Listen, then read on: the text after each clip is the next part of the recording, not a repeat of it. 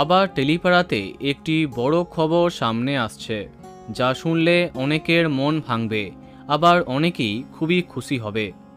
বর্তমানে টেলিপাড়াতে কান পাতলে শোনা যাচ্ছে পুজোর পরেই বন্ধ হচ্ছে নিম ফুলের মধু।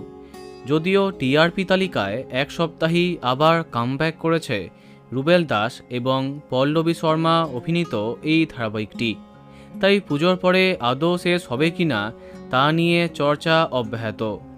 এরই মাঝে সামনে এলো একটি ধামাকা আপডেট।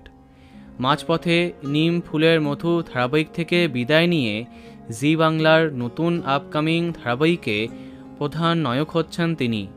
আমরা কথা বলছি জনপ্রিয় টেলি অভিনেতা উদয় প্রতাপের সম্পর্কে। অনেক ধারাবাহিকে পার্শ্ব চরিত্রে কাজ করবার পরে জি বাংলার নতুন গল্পে একেবারে নায়ক চরিত্রে তাকে দেখা যাবে।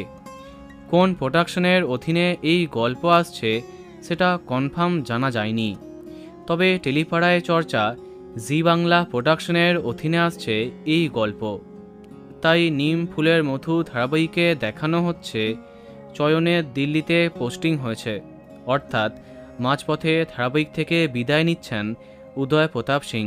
খুব শীঘ্রই তার নতুন আপকামিং ধারাবাহিকের জন্য শুটিং আরম্ভ করছেন তিনি, এমনটাই জানা গেছে।